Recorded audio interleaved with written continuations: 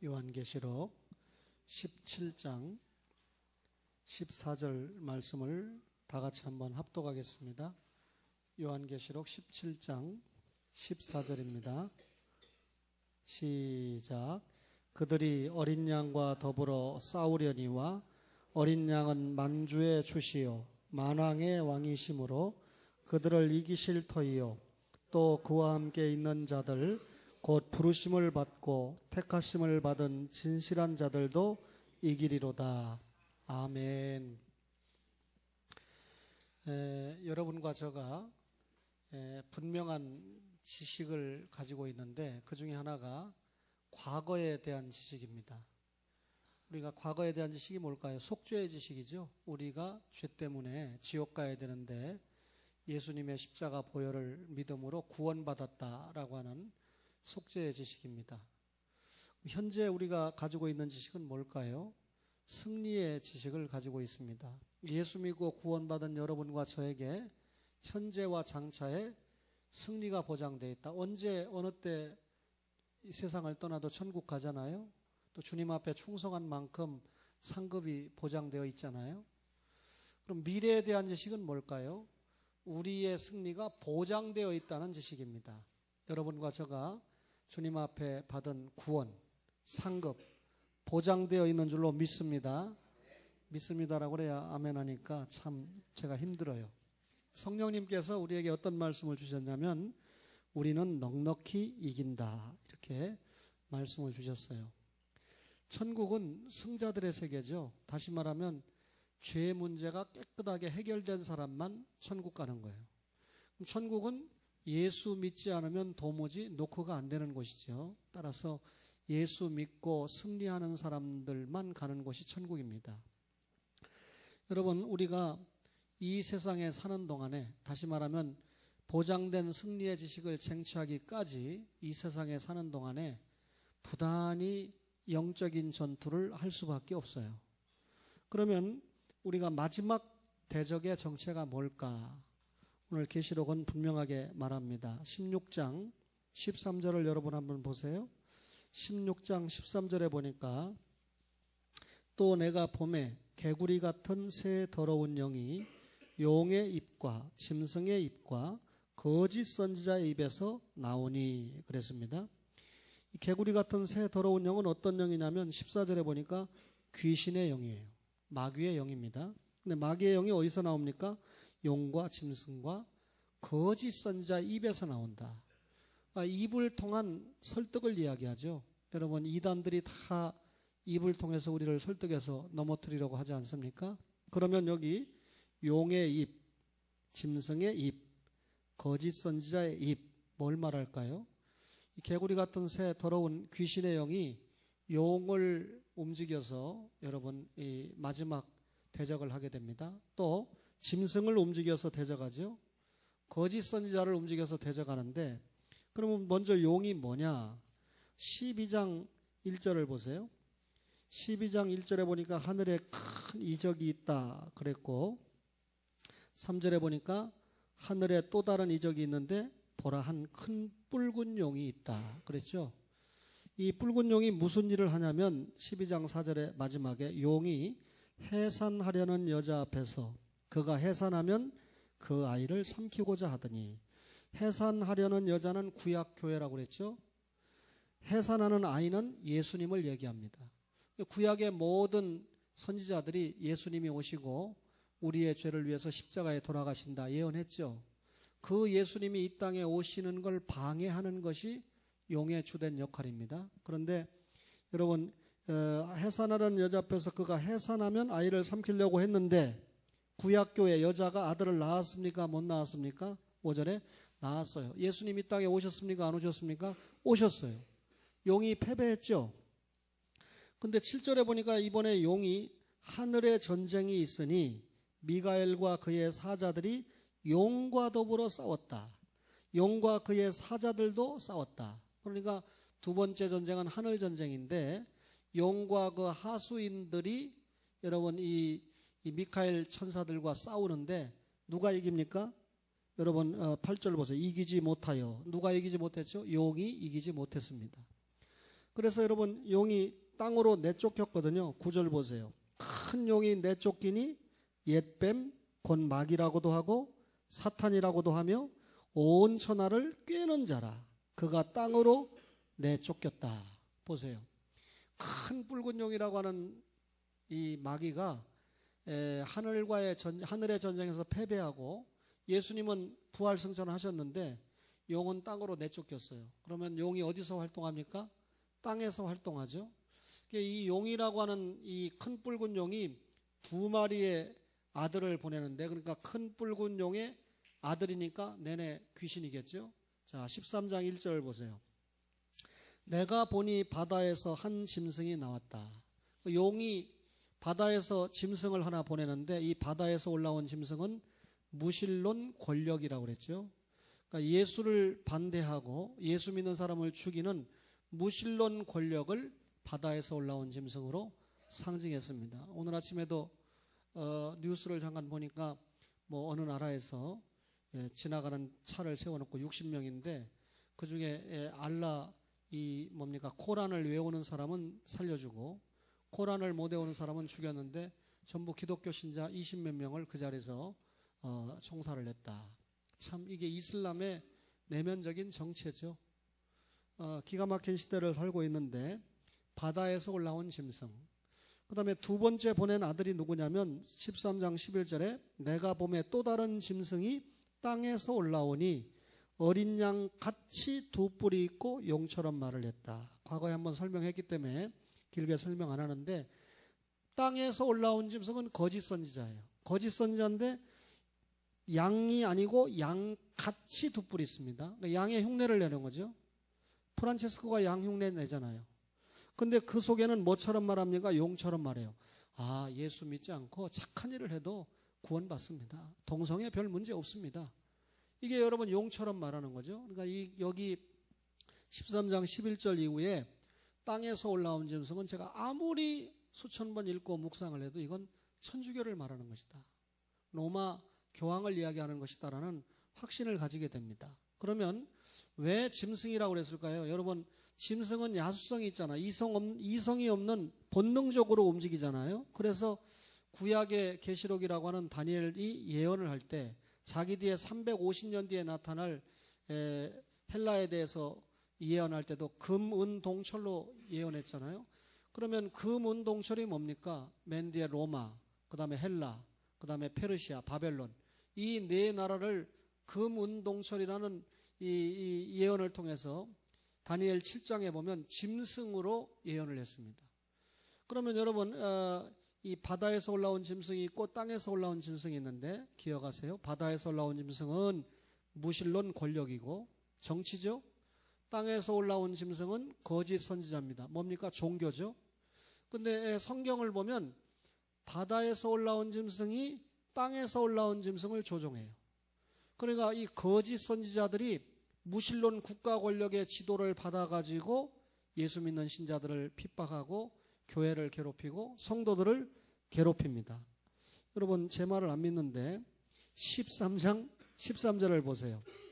여러분이 믿겠지만 표정이 좀 그런가. 13절에 보니까 큰 이적을 행하되 심지어 사람들 앞에서 불이 하늘로부터 땅에 내려오게 하고 짐승 앞에서 받은 바 이적을 행함으로 땅에 거하는 자들을 미혹했다. 그러잖아요. 이 거짓 선지자는 철저하게 무신론 권력의 조종을 받으면서 대적을 하게 됩니다. 그러면서 여러분 16절 이하에 보면 666표, 멸망의 표를 받은 자들이 있죠. 짐승이 내주는 표, 영원히 지옥 갈 표를 666표, 반대가 7장에 보면 인맞은 자들이죠. 성부와 성자와 성령의 인맞은 자의 반대죠. 이게 조금 어렵단 말이에요. 말씀이. 그러니까 이 어려운 시간에는 여러분 우리 초신자들이 없어요. 그러니까 최근에 등록했던 임윤정 성도도 지금 매주제 빠져서 우리 전도사님이 지금 애타게 찾고 있는데 저도 찾고 있습니다. 그러나 와서 예배를 드려보니까 뭔 말인지 모르고 그분에게 맞추려면 제가 주일 낮에 여러분 예수 믿으면 부자 됩니다. 뭐 건강 그거 문제 없어 기도만 하면 다 낫습니다. 신앙생활을 잘해야 되죠. 아주 쉽게 설명하면 되는데 그렇게 할 수가 없잖아요. 여러분 요즘 대한민국 대학들을 보면서 저도 좀 답답하게 생각하는 게 쉽게 강의하고 재밌게 강의하면 그 강의는 뭐 학생들이 서로 신청하려고 그래요. 근데 뭐 이 진짜 대학이니까 아카데믹하게 뭔가 좀 깊게 강의하려고 그러면 한 학기 끝나면 그 강의는 폐강해야 되죠. 학생들이 안 오니까. 공부 안 하려고 하니까 깊이 들어가고 연구해서 뭔가 학생들에게 응용해서 가능성을 제시하려고 하는 과목은 학생들이 공부 안 하려고 하니까 대학 자체가 발전이 어려워요. 그죠? 좀 요즘 대학생들에게 좀 미안한 이야기지만 옛날 분들은 얼마나 공부 많이 했습니까? 어쨌든 여러분 교회 와서 하나님 말씀인데 신구약 66권이 다 하나님 말씀이라고 하면서 조금 어려운 부분을 타치하는데 저처럼 쉽게 하는데도 불구하고 어렵다 이렇게 생각하고 외면하고 졸고 점심은 왜 이렇게 맛있게 하는 거예요? 그렇게 하지 말라고 그랬는데. 오늘 기도하신 집사님이 월요일 날 누구를 데리고 또 저 함어동천에 갔는데 난 함어동천 말만 들어봤지 한 번도 못 가봤어요. 사실은. 그 밑에까지는 가봤는데 선두수양관에 가는 바람에 나도 월요일 날 강의하러 쉬고 병진이 따라서 거기 가서 뭐 나는 그거 칠지도 모르잖아요. 또 어떻게 굽는지도 모르고 근데 가서 그냥 입만 가지고 가서 기도해주고 좀 자연도 구경하고 머리도 좀 식히고 좀 대접도 받고 이렇게 왔으면 얼마나 좋겠나 하는 부러움을 가지면서도 가신 분들이 참 잘 갔다. 휴가를 내고 부목사님도 따라가고 소수가 갔지만 앞으로 좀 그런 모임에 몇 사람들이 좀 같이 가서 그죠? 전혀 술 먹었다는 보고가 저한테 없더라고요. 그죠? 근데 권영현 집사님이 증인이에요. 필리핀에서는 집사들이 모였다고 그러면 한잔 하는 거예요. 그래놓고 또 기분 나쁘면 목사를 또 불러내는 거야, 그 자리에서. 맨정신으로는 목사인데 뭐라고 말을 못 하는 거예요. 그러면 내가 거기 불려갔으면 사생결단하죠. 집사직을 내려놓든지 교회를 떠나든지 앞으로 교회 전통을 세워야 되니까. 그런데 그것도 교인 하나 나갈까봐 뭐 목사가 거기서 얼마나 또 그냥 비비고 그래놓고서는 나한테 뒤에 와서 욕하고. 그죠? 권 집사님 내가 진실과 사실만 말한다는 걸 여기 와서 확인하고 있죠? 아멘 좀 해봐요. 아멘 좀. 네. 여러분 땅에서 올라온 짐승, 바다에서 올라온 짐승 설명했습니다. 또 666 받은 표. 하나 더 얘기하면 큰 음녀, 큰 성 바벨론이 계시록의 5대 원수라고 그랬잖아요. 다시 봅니다. 큰 붉은 용, 바다에서 올라온 무신론 권력, 땅에서 올라온 거짓 선지자, 지옥 갈 표 받은 666 표 받은 자들, 그 다음에 마지막이 큰 음녀, 큰 성 바벨론인데 이 큰 성 바벨론을 음녀라고 표현하는 것은 이 간부처럼 유혹을 하니까 음녀들은 유혹하잖아요. 영적으로. 그래서 음녀라고 표현했고 바벨론이라고 표현한 건 여러분 이 역사적 바벨론이 이 유다를 멸망시킨 그런 곳이고 선민들을 괴롭히는 곳이고 요한계시록 18장 24절에 보면 여러분 선지자들을 순교시킨 곳이 큰 성 바벨론 아닙니까? 그러니까 결국은 적그리스도예요. 이게 계시록의 5대 원수인데 이 큰 붉은 용이 어떤 일을 하냐면 계시록 17장 10절을 보세요. 17장 10절에 보니까 또 7왕이라 5은 망하였고 하나는 있고 다른 하나는 아직 이르지 아니하였으나 이르면 반드시 잠시 동안 머무르리라. 우리 이 임직자들도 준비하는데 거기 5은 망했다. 사도 요한 당시에 5이 망했다. 어떤 나라죠?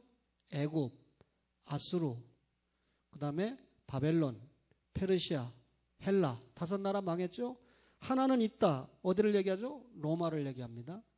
그럼 마지막 아직 이르지 아니한 7번째 나라가 있는데 7번째가 나타나면 잠시 동안 머문다.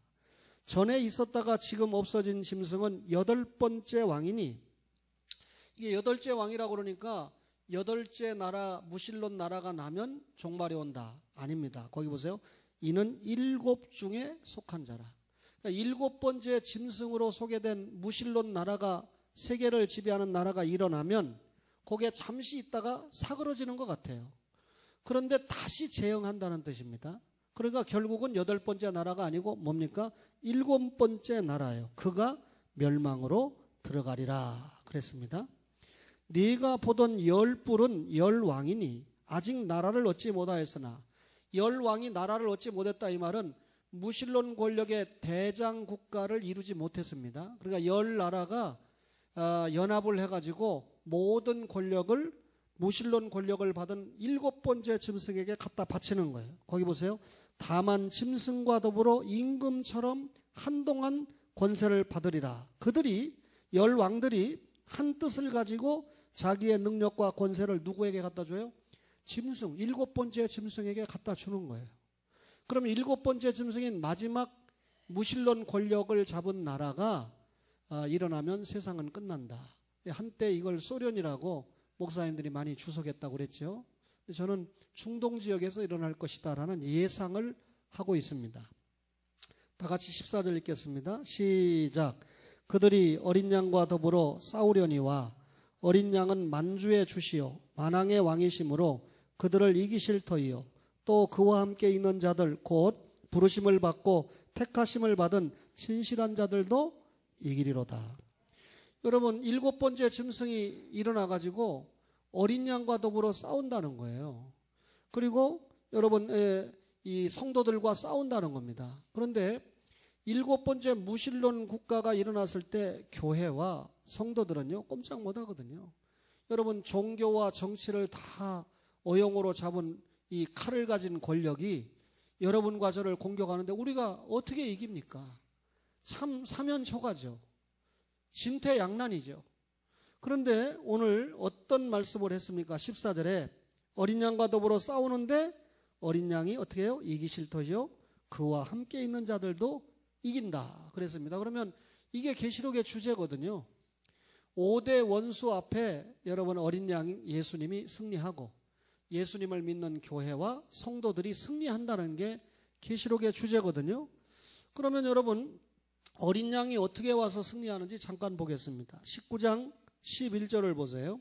19장 11절에 보니까 또 내가 하늘이 열린 것을 보니 보라 백마와 그것을 탄 자가 있으니 그 이름은 충신과 진실이라 그가 공의로 심판하며 싸우더라. 자, 어린 양이 어디에서 옵니까? 하늘에서 오죠. 뭐 타고 옵니까? 백마를 타고 옵니다. 이때는 전포나 전차나 대포 같은 거 없을 때예요. 그러니까 백마를 타고 온다는 것은 싸우기 위해서 오는 전사의 모습을 설명하고 있는 거죠. 근데 백마 타고 오는 예수님의 이름이 뭡니까? 아까 17장 14절에 예수님의 이름이 뭐라고 그랬어요? 만왕의 왕, 만주의 주. 왜 예수님의 이름이 많은데 요한복음에 보면 뭐 포도나무, 그죠? 양의 문, 목자 이름이 많은데 왜 하필 여기는 만왕의 왕, 만주의 주라고 그랬을까요? 아까 얘기했죠. 7번째 짐승이 10왕의 모든 권력을 가졌어요. 그래서 이 7번째 짐승이 세상에서 내가 만왕의 왕이다, 내가 만주의 주다 하고 까부는 거예요. 이렇게 가짜 만왕의 왕, 만주의 주를 쳐부시고 이길 수 있는 진짜 만왕의 왕, 만주의 주가 누구다? 예수님이다. 그래서 만왕의 왕, 만주의 주라고 이름을 했습니다. 뿐만 아니라 19장 11절을 보세요. 11절을 보니까 충신과 진실이라 그랬습니다. 예수님의 이름이 충신과 진실이래요. 여러분, 성부 하나님의 뜻을 이 땅에 와서 완전하게 순복하고 여러분 충성하신 분이 누굽니까? 예수님이잖아요. 그래서 십자가와 부활을 통해서 하늘과 땅과 그 가운데 모든 권세를 받으신 분이 예수님이잖아요. 예수님만한 충신이 없죠. 또 예수님이 진실입니다. 여러분, 예수님의 하신 말씀과 예수님의 하신 행위, 우리로 말하면 신앙과 행위에 있어서 예수님만큼 진실하신 분이 없습니다. 예수님의 이름이 충신과 진실입니다. 뿐만 아니라 예수님의 이름을 뭐라고 그랬냐면 하나님의 말씀이다. 19장 13절 보세요. 또 그가 피 뿌린 옷을 입었는데 그 이름은 하나님의 말씀이다. 그러면 여러분, 만왕의 왕, 만주의 주, 충신과 진실, 하나님의 말씀으로 오셨어요. 여러분, 예수님이 어린 양이 하나님의 말씀으로 오셨다는 말은 그동안 창세기부터 계시록까지 기록된 말씀대로 오셨고, 말씀대로 사셨고, 말씀대로 진리를 이루셨고, 말씀대로 마지막에 심판하신다는 뜻인 줄로 믿으시기를 바랍니다. 그러면 그 예수님이 어떤 모습으로 오셨습니까? 19장 11절에 읽지 않을게요. 백마를 타고 오셨다. 전사의 모습으로 오셨어요. 전투하는 모습으로 오셨어요. 두 번째로 전지하신 모습으로 오셨어요. 19장 12절에 보니까 그 눈은 불꽃 같다. 어린 양의 눈이 불꽃 같다. 이 말은 그 눈을 속일 사람이 없다. 전지하신 분이다. 사람은 속일 수 있지만 절대로 주님은 속일 수 없는 전지하신 모습으로 왔습니다. 어떤 모습으로 왔습니까? 승리하신 왕의 모습으로 왔습니다. 12절에 보니까 그 머리에는 많은 관들이 있고 여기 많은 스테파노 1등하는 사람에게 씌워주는 관, 승리의 모습으로 왔다 그 말이죠. 어떤 모습으로 왔습니까? 승리한 왕의 모습으로 왔고 스테파노는 그 다음에 승리한 주님의 모습으로 왔어요. 13절 보세요. 또 그가 피 뿌린 옷을 입었는데 그 이름은 하나님 말씀이다. 피 뿌린 옷 입었다고 그러니까 무조건 속죄의 옷, 구속의 옷 아닙니다. 전쟁에서 여러분 장수가 상대방을 칼로 베지요. 그럼 상대방 피가 튈 거 아닙니까? 그 피가 나한테 튀잖아요. 지금 예수님이 피 뿌린 옷을 입었다는 말은 전쟁하는 모습으로 은유적으로 표현하고 있잖아요. 예수님이 칼을 휘둘렀는데 상대방이 죽으니까 그 피를 예수님의 옷에 묻혔다는 뜻이에요. 그러면 예수님의 옷에 상대방 적군의 피가 묻었다는 말은 예수님이 어떤 모습이다? 승리하신 주님의 모습이다. 그 말이죠. 그러면 여러분 예수님이 이렇게 전쟁을 하시는데 어떻게 싸우는가? 간단하게 말씀드리면 공의롭게 싸워요. 11절 마지막에 보니까 그가 공의로 심판하며 싸우더라 그랬습니다. 다시 말하면 정정당당하게 말씀에 기록된 대로 싸운다. 사람들은요, 여러분 이 공의롭게 안 싸워가지고 심판도 매수하고 이래가지고 우리가 잘 아는 인천의 강아무개 농구 감독도 참 국보급인데 그뭐 지금 징역 살고 있죠. 또 뭐 태권도 이 사범 아들은 또 아버지가 자살하고 이러는 바람에 그런 자살이나 있어야 좀 어떻게 손을 대고 하는 그런 나라인데 여러분들은 어떻게 기도하는지 몰라. 나는 박근혜 대통령 회개하고 예수 믿으라고 잘 믿어지지 않지만 기도합니다.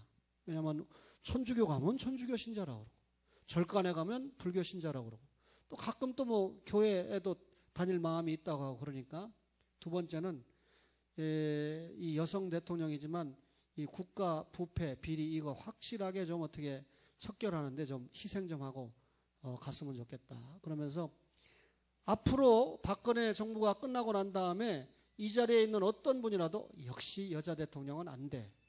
여자 대통령이 되는 건 좀 곤란해. 이렇게 말이 나온다면 박근혜 대통령이 정치 잘한 겁니까? 못한 겁니까? 못한 거죠. 지 못한 건 상관없는데 다음번에 똑똑한 여자가 대통령 되는 길까지 막는 거 아닙니까? 그죠? 장로가 대통령 노릇을 똑바로 못 해놓으니까 지 하나 못하는 건 어떻게 또 넘어가겠는데 다음에 진짜 장로, 좋은 장로가 대통령 되려고 할 때 도움을 줬습니까? 방해가 됐습니까? 그거 책임져야 돼요. 우리가 보통 여러 가지 생각해야 됩니다. 그래서 일단 연내 공무원 연금 개혁을 해라. 또 방산 비리를 뭐 한다고 준비하는데 그거 왜 이렇게 떠듭니까? 내가 대통령이라면 그냥 불러가지고 측근 불러가지고 제대로 할 수 있는 사람 불러가지고 비밀리에 딱 방산 그거 해가지고 다 잡아들여 놓고 그 다음에 언론에 터뜨려야 되는데 언론에 이게 터뜨리니까 도망갈 사람들은 벌써 재산 정리 다 해서 미국으로 아프리카로 필리핀으로 다 도망갔어요. 벌써 잡을 것들 지금 없어. 내 말이 틀렸나 확인해 보세요. 여러분 별자리들이 다 그거 해먹은 건데 별자리들이 다 국가 무기 수입하고 하면서 옛날에 율곡사업 때처럼 해먹었는데 여러분 이렇게 다 떠들면 벌써 도망갔지. 여러분 다 잡아놓고 수사를 한다고 발표를 하든가. 청와대에 가서 누가 얘기 좀 하세요. 여러분 그렇게 기도하고 있는데 어쨌든 자꾸 연내 개혁하라고 하고 또 뭐 사자방 수사도 한다고 그러고 비리도 척결한다고 하니까 기대를 좀 해보지만 그러나 뭐 인간적인 기대는 인간적인 기대일 뿐입니다. 하나님의 말씀에 기대를 하는데 공의롭게 싸우죠. 14절 보세요. 19장 14절에 하늘에 있는 군대들이 희고 깨끗한 세마포 옷을 입고 백마를 타고 그를 찌른다. 하늘에 있는 군대들이 합세해서 싸우죠. 천군 천사 동원해서 싸운다 그 말이죠.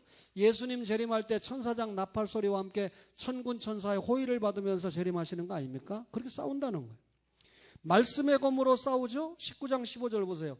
그의 입에서 예리한 검이 나오니 그것으로 만국을 친다. 예리한 검이 뭡니까? 말씀을 이야기하죠. 말씀의 검으로 싸우신다. 그 다음에 15절에 보니까 그것으로 만국을 치겠고 친히 그들을 철장으로 다스리며 또 친히 하나님 곧 전능하신 이의 맹렬한 진노의 포도주틀을 밟는다. 맹렬한 진노로 싸우신다는 거예요. 6장 16절에도 보면 어린 양의 진노. 예수 믿지 않고 예수 믿는 사람 괴롭히고 영적으로 고통을 주었던 사람들에게 맹렬한 진노로 심판하시는 모습을 보여주신다. 그 말입니다. 오늘 제가 이 설교한 첫 번째 목적이 그러면 예수님이 오셔서 누구에게 이기느냐? 누구에게 이기느냐? 5가지 얘기합니다. 첫째, 바다에서 올라온 짐승에게 이겨요. 계시록의 5대 원수주 가운데 13장 1절에 바다에서 올라온 짐승은 무신론 권력이라고 그랬죠. 자, 19장 20절 보세요. 19장 20절 다 같이 한번 읽겠습니다. 시작. 짐승이 잡히고 거기까지만. 여기 짐승이 잡혔다. 바다에서 올라온 짐승을 얘기하는 거예요. 짐승이 어린 양 예수에게 잡혔으면 끝났다는 얘기입니다. 그 뒤에 보세요. 두 번째는 누구에게 얘기냐면 거짓 선지자에게 얘기입니다. 20절 또 보겠어요. 짐승이 잡히고 짐승 앞에서 표적을 행하던 하수인 누굽니까? 땅에서 올라온 짐승 거짓 선지자도 함께 잡혔으니 거짓 선지자 잡혔죠? 가짜백이 다 척결됐죠? 잡혔죠? 어린 양에게 주는 겁니다. 이거. 세 번째는 누가 잡힙니까? 짐승의 표 받은 자. 20절 보세요. 이는 짐승의 표를 받고 그의 우상에게 경배하던 자들. 짐승의 표 받고 우상에게 경배하는 자들이 뭡니까? 666 받은 자죠. 지옥표, 멸망의 표 받은 자죠. 영벌의 표 받은 자들이 잡힌 겁니다. 이 사람들 완전히 지옥 심판 받는 거죠. 네 번째로 누구에게 이깁니까? 큰 붉은 용에게 이겨요. 20장 2절 보세요. 20장 2절에 보니까 누구를 잡으니? 용을 잡으니 옛뱀이요 마귀요 사탄이라. 용 잡았죠? 그 다음에 여러분 계속해서 10절을 보세요. 20장 10절. 또 그들을 미혹하는 마귀가 불과 유황못에 던져지니. 이 마귀가 큰 붉은 용이에요. 그러면 여러분 누가 잡혔습니까? 바다에서 올라온 짐승, 거짓 선지자, 땅에서 올라온 짐승, 666 표 받은 자들, 그 다음에 큰 붉은 용 잡혔죠. 뭐만 남았어요? 큰 음녀 바벨론만 남았죠. 근데 이 계시록을 제가 아무리 읽어봐도 큰 음녀 바벨론이 잡혔다는 말이 안 나와요. 이거 영적으로 봐야 됩니다. 여러분 우리가 안 찾아봐도 베드로후서 3장 10절 이하에 보면 이런 말이죠. 그날에 하늘이 불이 타서 풀어지고 물질이 뜨거운 불에 녹아지려니와 우리는 그의 약속대로 의가 있는 곳인 새하늘과 새 땅을 바라보도다. 계시록 21장 1절에도 보니까 또 내가 새하늘과 새 땅을 보니 처음 하늘과 처음 땅이 없어지고 바다도 있지 않다. 그러면 여러분 이 지상에 이 예수 믿는 성도를 순교시키고 괴롭혔던 바벨론이 없어졌습니까? 안 없어졌습니까? 새하늘 새 땅과 나타나면서 완전히 심판받은 거 아닙니까? 그러면 여러분 5 원수가 다 어린 양이 이 하늘에서 오셔서 붙잡아가지고 저것들을 갖다가 여러분 완전히 심판의 영벌로 불구덩이로 보낸 겁니다. 그러면 누가 승리했습니까? 예수님이 승리했습니다. 누가 승리했습니까? 어린 양이 승리했습니다. 할렐루야. 그런데 예수님 승리한 걸로 끝나면 큰일 나요. 누가 승리해야 되는 거죠? 교회가, 내가, 우리가. 따라서 교회의 최후 승리를 제가 설명하려고 지금까지 장대한 배경을 깔은 거예요. 그러면 여러분 교회의 승리를 봅시다. 우리 17장 14절 17장 14절에 그들이 어린 양과 더불어 싸우려니와 어린 양은 만주의 주시오 만왕의 왕이심으로 그들을 이기실 터이요. 이겼습니다. 또 그와 함께 있는 자들 곧 부르심을 받고 택하심을 받은 진실한 자들도 뭐라? 이기리로다. 그러면 여기 이제 그와 함께 있는 자, 어린 양과 함께 있는 자, 그게 누구냐 하는 것을 규명을 해야 되겠죠. 그죠? 여러분, 어린 양과 함께 있는 자는 한마디로 말하면 선택받은 자들이죠.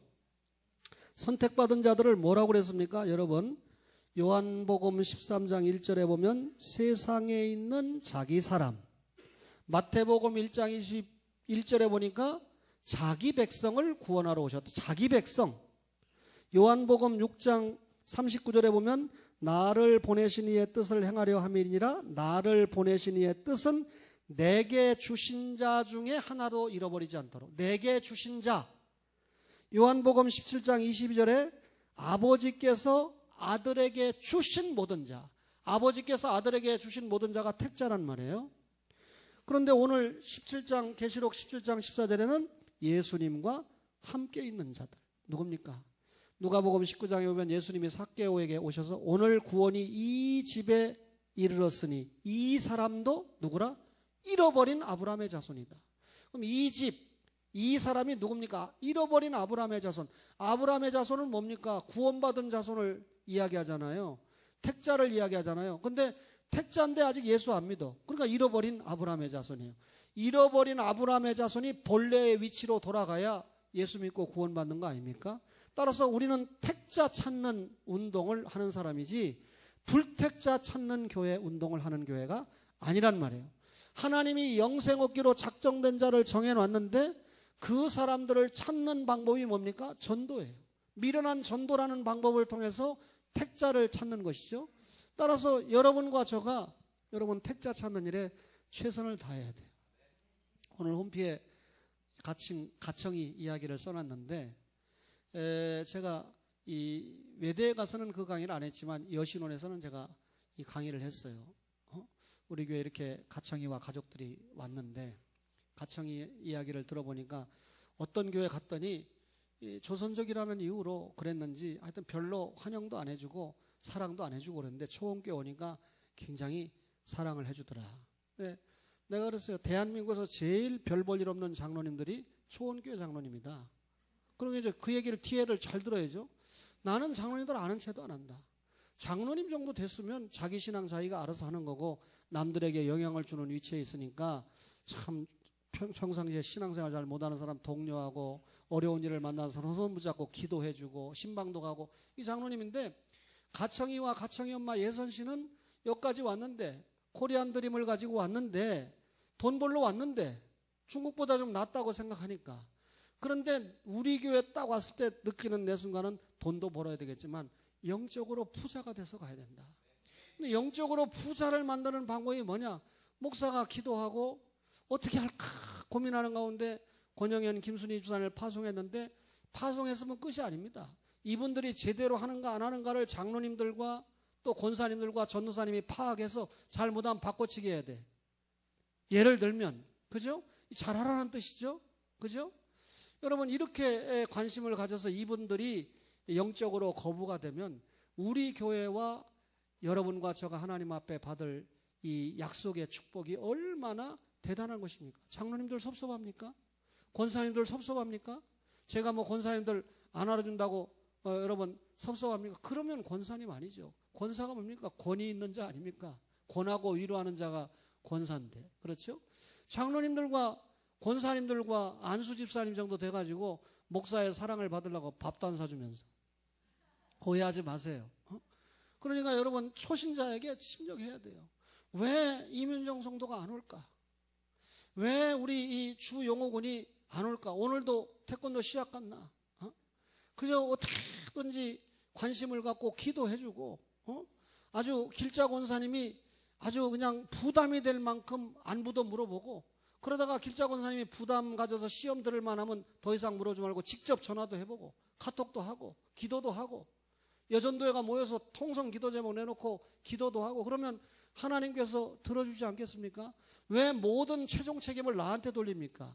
여러분들이 다 사명을 감당해보고 마지막에 저하고 결단하는 거 아니겠습니까? 저는 여러분에게 음식 준비해가지고 밥 해가지고 먹이는 것도 바빠요. 무슨 말인지 알아들으실 줄로 믿습니다. 우리 김세민 사모님이 있지만 지난 주일날 우리 이상철 목사님이 설교 참 잘했는데 오늘 가서 그렇게 하면 떨어져 시험에서. 제가 열심히 부목사님을 지도했어요. 담임 목사로 사명을 가지고.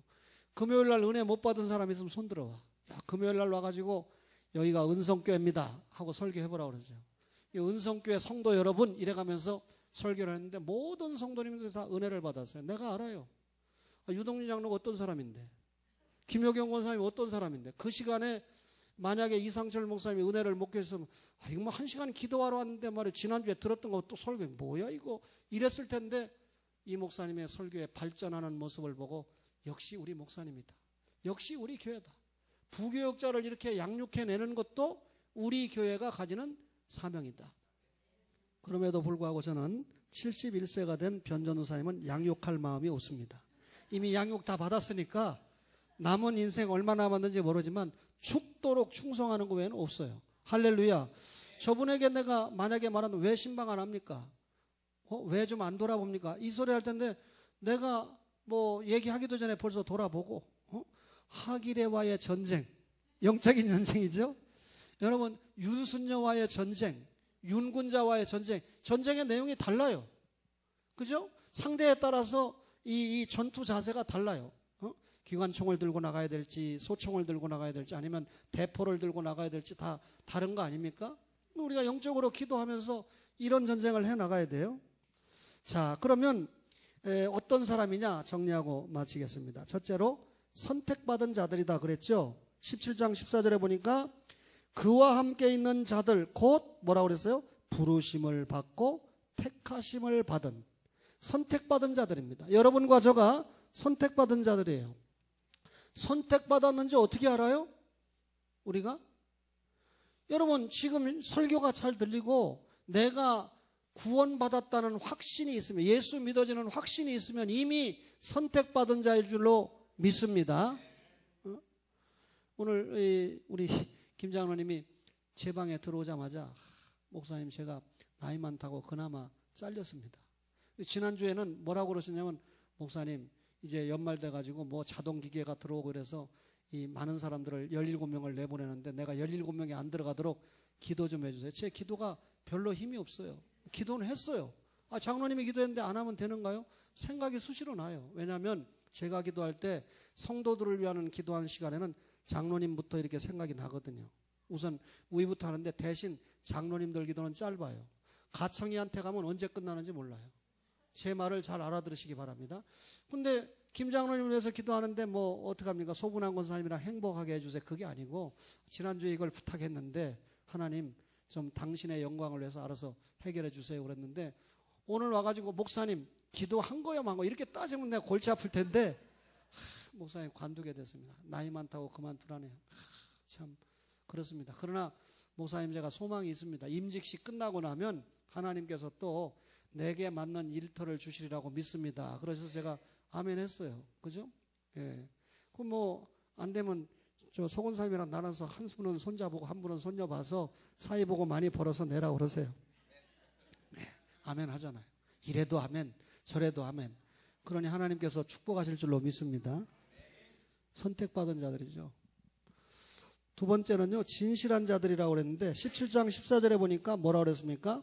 곧 뭐라고 그랬습니까? 진실한 자들도 이기리로다. 그럼 성도가 진실한 자다. 우리 여러분과 제가 우리 자신을 돌이켜볼 때 진실한가요? 이 영적인 말이죠. 예수님의 십자가와 부활이 진리잖아요. 나는 곧 길이요 진리요 생명이잖아요. 그 진리 자체를 우리가 영접하면 우리가 어떤 사람이 되는 거죠? 진실한 사람이 되는 거죠. 다시 말하면 예수님이 진실이에요. 예수님의 별명이 진실이에요.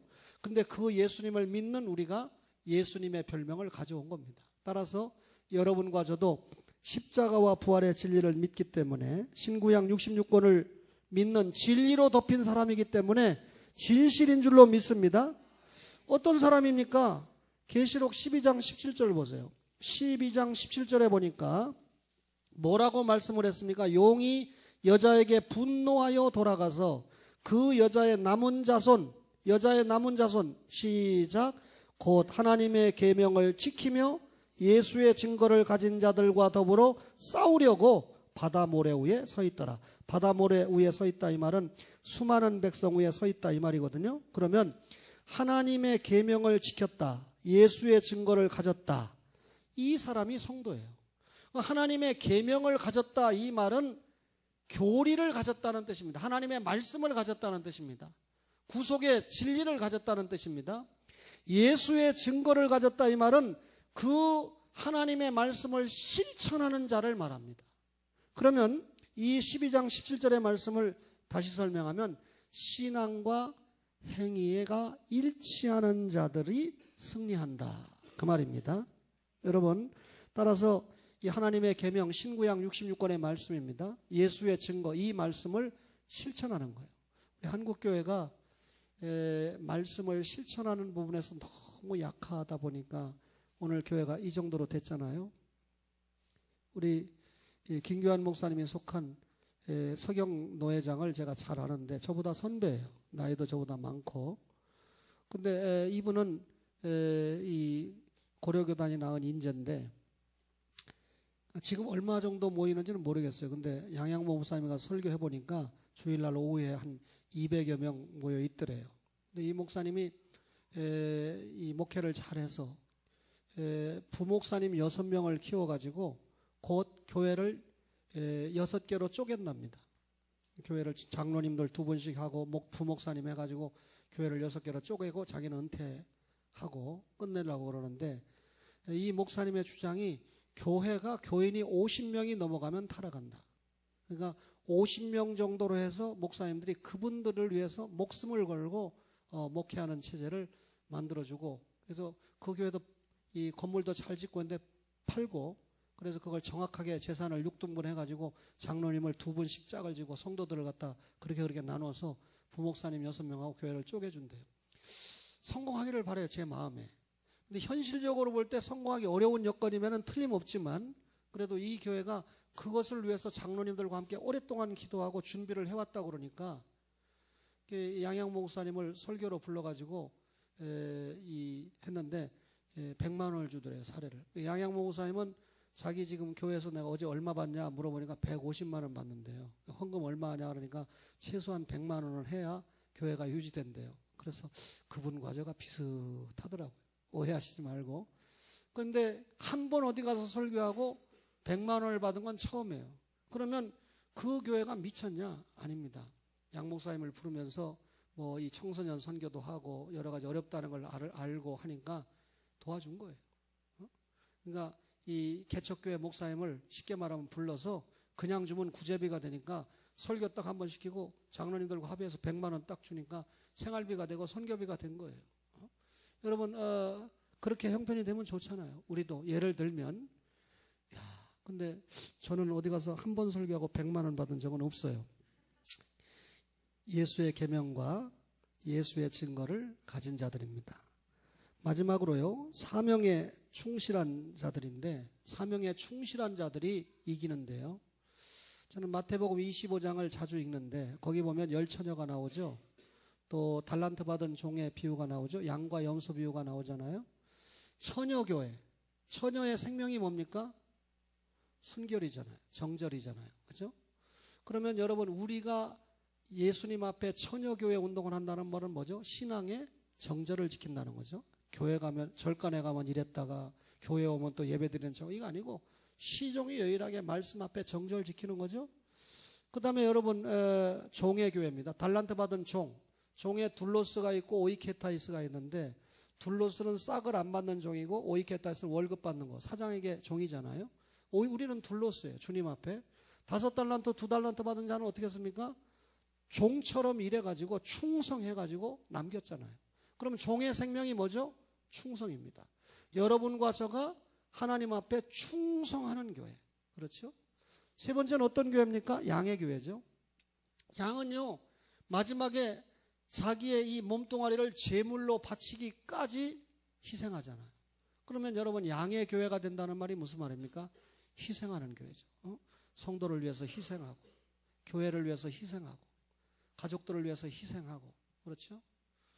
제가 어제 은성교회에서 추수감사절을 보냈다 그러면서 뭐 제가 그렇게 뭐 넉넉하지 않다는 걸 알아서 그랬는지 뭐 간증문을 봐서 그랬는지 은성교회가 상훈이 장학금을 좀 보냈다고 저에게 통보가 왔어요. 그래서 제가 참 감사한 마음으로 받으면서도 이 녀석이 그래도 마지막에 이 아빠의 정신을 이어받아서 좀 목회를 하면 얼마나 좋을까. 제가 제 아내보다 먼저 천국 갈 건 확실하니까 혹 아파트라도 하나 남겨놓으면 제 아내가 살다가 헌금을 하고 줄란지 지 아들에게 줄라는지 난 모르겠지만 집 같은 거 물려주는 거 1푼도 관심 없어요.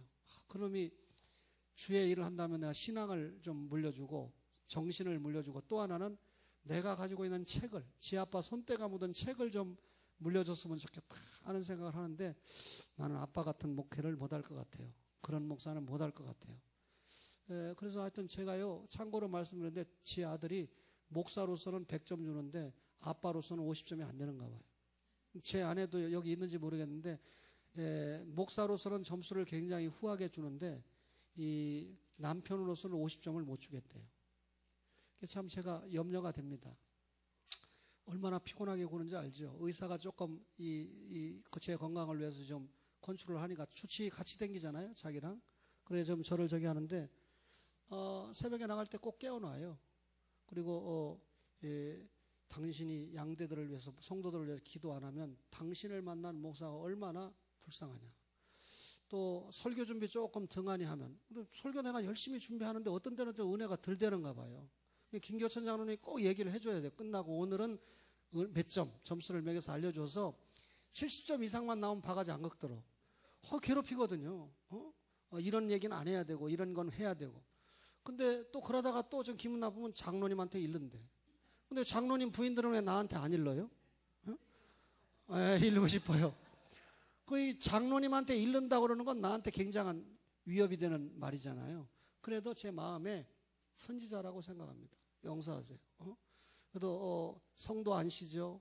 거기다 이런 나한테 바른 말하는 선지자하고 살으니까 그게 처음에는 굉장히 좀 부담이 됐는데 맞다. 이런 그 선지자가 없으면 제가 얼마나 나태해질 수 있는 종인데 그러니까 여러분 제가 그 마음에 감사하게 살아요.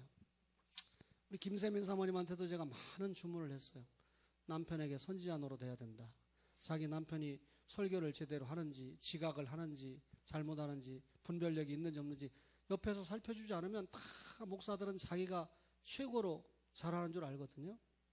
여러분 예수의 계명과 예수의 증거를 가진 자, 사명에 충실한 자. 따라서 여러분 이런 충성과 이런 희생과 이런 정절이 있는 교회가 승리한다. 오늘 설교의 초점이 뭡니까? 계시록을 말씀 다시 하면서 예수님의 승리와 그를 믿는 성도와 교회의 최후 승리를 기록한 책이 계시록이다. 그러면 계시록을 읽을수록 우리는 행복해요. 계시록을 읽을수록 불신자들은 어떻게 되는 거죠? 불행해요. 문제는 여러분은 행복한데 여러분의 가족 가운데 이게 이 행복에 들어오지 못하는 자들이 아직까지 있다는 뜻이죠. 그래도 여러분과 함께 사는 가족이기 때문에 택자이기 때문에 박미정 집사님 행복하게 살아야 돼요. 어머니가 광주에 있으면 교회 나올 것 같아요? 하나님이 택자인데 내가 볼 때 택자인데 이 택자가 나올 수 있는 방법은 미정이밖에 없다. 도리가 없는 거예요. 그래서 하나님이 좀 힘들고 어렵고 오빠도 있고 동생도 있고 그렇지만 하여튼간에 이 엄마의 구원을 위해서 이런 조치를 하셨다 생각하면 할렐루야밖에 나올 게 없는 거예요. 그러니까 영적인 전쟁은 하시되 사랑의 전쟁을 하시기 바랍니다. 그죠? 예? 바나나를 드시는 걸 뺏는 것보다는 바나나를 드리면서 교회 가자고 그래야 어머니가 더 행복하겠죠. 하기래님 지난주에 안 나오셔서 제가 얼마나 슬펐는지 아세요? 앞으로는 저에게 슬픔을 주지 마시기를 바랍니다. 예. 자, 우리 교회와 성도의 최후